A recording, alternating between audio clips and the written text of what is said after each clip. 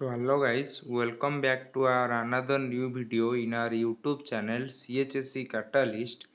आमे previous video रे हमर plus two second year science और आर्ट्स और कॉमर्स स्ट्रीम रे पढ़ुथुवा पिला माना जो माने कि CHSC बोर्ड एग्जाम 2022 देबाकू जाउचंती सेमानकर MIL ओडिया बुक रो द्वितीय एककर पद्य विभाग रो गोटे बहुत ही बढ़िया कविता जहाँकि कविवर राधानाथ राय द्वारा रचित से ही कवितार संपर्क आमे पूर्वाभास पढ़ी आज आमे से ही कविताटी को आलोचना करिबा।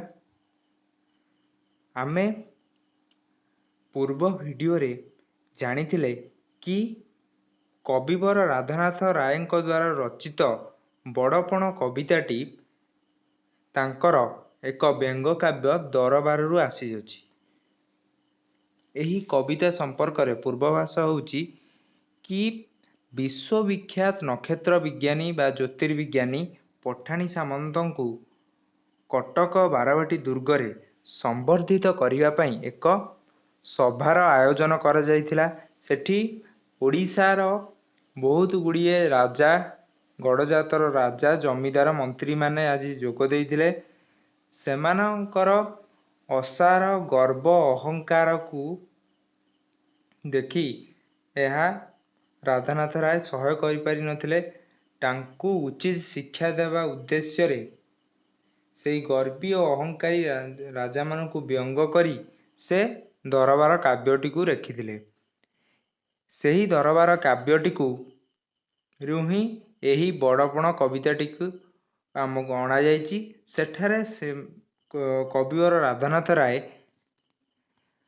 से गर्वी और अहंकारी राजा मानकु धर्मर पथरे जीवन जापन करी देशर सेवा करी प्रकृत बड़पण लाभ करिया पई तांकु कहिचंती।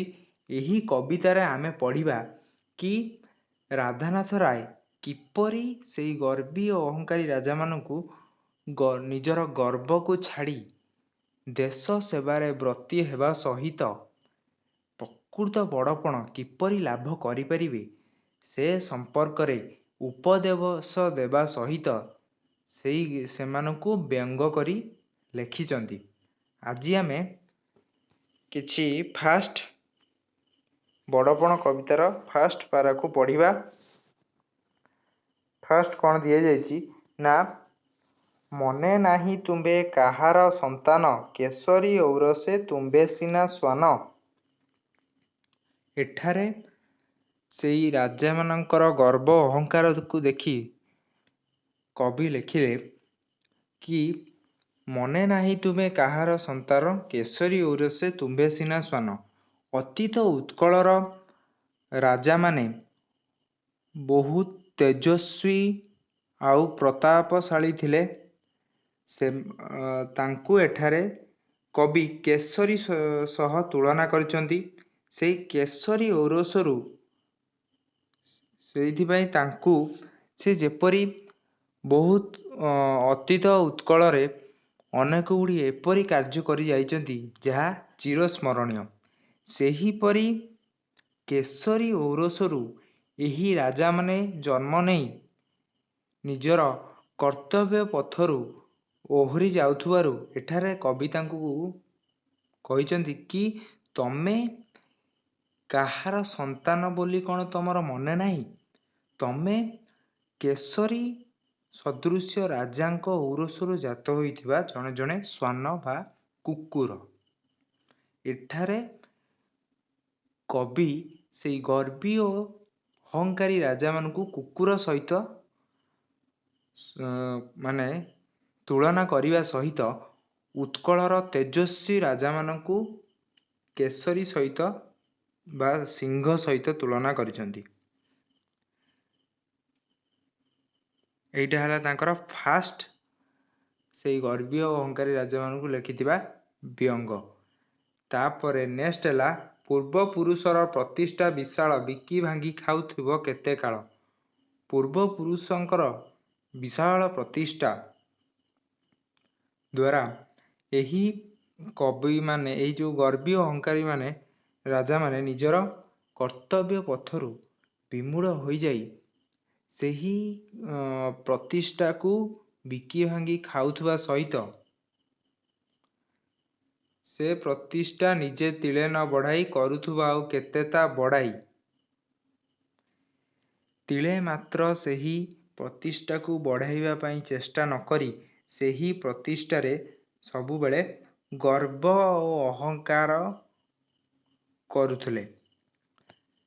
ସେଥିପାଇଁ ସେ ତାଙ୍କୁ କବି ଏଠାରେ ବ୍ୟଙ୍ଗ କରି କହିଛନ୍ତି କି କେତେ ଦିନ ଧରି ଏହିଭଳି ବିକି ଭାଙ୍ଗି ଖାଉଥିବ, ଆଉ ସେହି ପ୍ରତିଷ୍ଠାରେ ଅହଙ୍କାର କରୁଥିବ। ଏଠାରେ ତମର ନିଜର କର୍ତ୍ତବ୍ୟ ପଥରେ ଅଗ୍ରସର ହୋଇ ସେହି ପ୍ରତିଷ୍ଠାକୁ, ପୂର୍ବପୁରୁଷଙ୍କ ପ୍ରତିଷ୍ଠାକୁ ବଢ଼ାଇବା ପାଇଁ କବି ଏଠାରେ ସେହି ରାଜାମାନଙ୍କୁ ଉପଦେଶ ଦେଇଛନ୍ତି। ଏବେ ଦେଖିବା ଆମେ ନେକ୍ସଟ ପାରା କ'ଣ ଲେଖାଯାଇଛି ନା, ଥିଲେ ଆଗେ ଯେଉ ଉତ୍କଳର ସ୍ୱାମୀ ବହ୍ନିଶିଖା ପରି ସଦା ଊର୍ଦ୍ଧ୍ୱଗାମୀ, ତୁମ୍ଭେ ହୋଇ ସେହି ବଂଶର ସନ୍ତତି, ଜଳଧାରା ପରି ହେଲ ଅଧୋଗତି। ଆଗରୁ ଥିବା ଉତ୍କଳର ଅଧିପତି ବା ଗଜପତିମାନେ ବହ୍ନିଶିଖା ପରି ଊର୍ଦ୍ଧ୍ୱଗାମୀ ଥିଲେ। ଆମେ ଜାଣିଛନ୍ତି ବହ୍ନିଶିଖା ମାନେ ଅଗ୍ନିଶିଖାର ଧର୍ମ କ'ଣ? ଊର୍ଦ୍ଧ୍ୱଗାମୀ। ସଦା ସିଏ ଜଳୁଥିଲେ, ସଦା ଉପରକୁ ହିଁ ଉଠିଥାଏ। ସେହିପରି ଅତୀତ ଉତ୍କଳର ଗଜପତି ସଦା ଊର୍ଦ୍ଧ୍ୱଗାମୀ, ମାନେ ସବୁବେଳେ ଉନ୍ନତି କଥା ଚିନ୍ତା କରିବା ସହିତ ସବୁବେଳେ ପରୋପକାରୀ ଥିଲେ। କିନ୍ତୁ ଆଜି ସେହି ବଂଶର ସନ୍ତତି, ମାନେ ବଂଶର ପୁତ୍ର ହୋଇ ମଧ୍ୟ ତାଙ୍କର ଗତି କିପରି ହୋଇଛି ନା, ଜଳଧାରା ପରି ଅଧୋଗତି ହୋଇଛି। ଜଳ ଯେପରି ତଳକୁ ତଳକୁ ବହିଯାଏ, ଠିକ୍ ସିଏ ସେହିପରି ନିଜର ଅବନତି କରିବାରେ ଲାଗି ପଡ଼ିଛନ୍ତି। ଦିନକୁ ଦିନ ନିଜର ପ୍ରତିଷ୍ଠାକୁ ଓ ସମ୍ମାନକୁ ଅବକ୍ଷୟ କରିବାରେ ଲାଗିଛନ୍ତି। ଯେପରି ନଈ ଧୀରେ ଧୀରେ ତଳକୁ ବହି ଆସେ, ଠିକ୍ ସେହିପରି ଆଜିକାର ଠିକ୍ କବିଙ୍କ ସମୟର ରାଜାଙ୍କର ଗତି ଜଳଧାରା ପରି ଅଧୋଗତି ହୋଇପଡ଼ିଛି। ତାପରେ କ'ଣ ଲେଖାହେଇଛି ନା, ତୁମ୍ଭ ପିତୃଗଣ ପରମ ଉଦାର, ରାଜ୍ୟ ମଣୁଥିଲେ ଏକ ପରିବାର। ସେହି ଗର୍ବୀ ଓ ଅହଙ୍କାରୀ ରାଜାମାନଙ୍କର ପିତୃଗଣ ପରମ ଉଦାର, ଦୟାଳୁ ସ୍ୱଭାବର ଥିଲେ।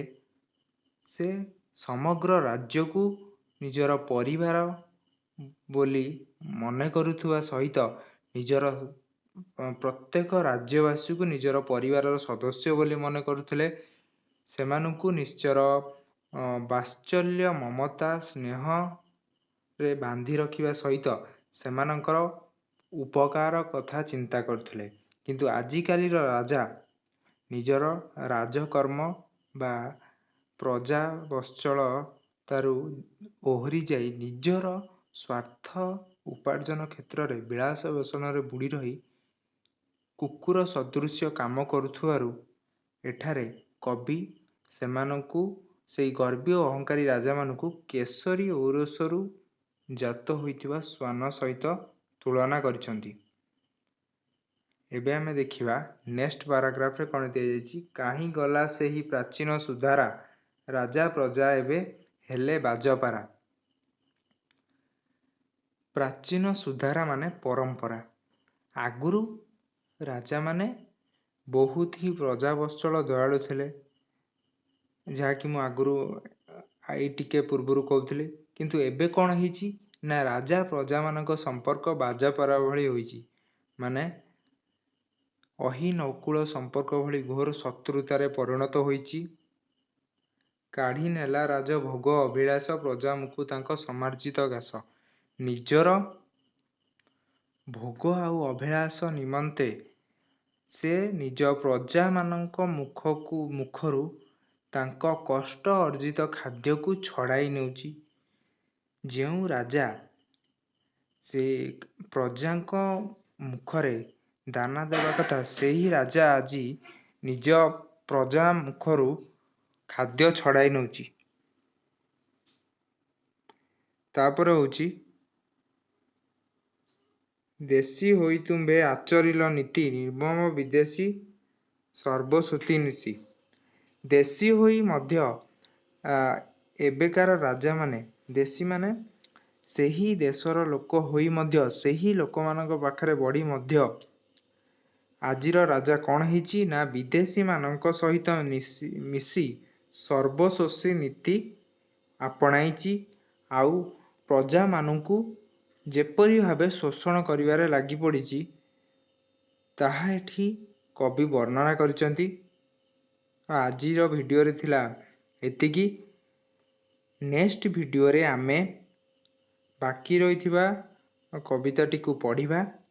ଯଦି ବି କବିତାଟି ବା ଭିଡ଼ିଓଟି ଆପଣଙ୍କୁ ଭଲ ଲାଗିଥାଏ ନିଶ୍ଚୟ ଲାଇକ୍, ସେୟାର ଆଉ ସବସ୍କ୍ରାଇବ୍ କରିବାକୁ ଜମାରୁ ଭୁଲିବେ ନାହିଁ।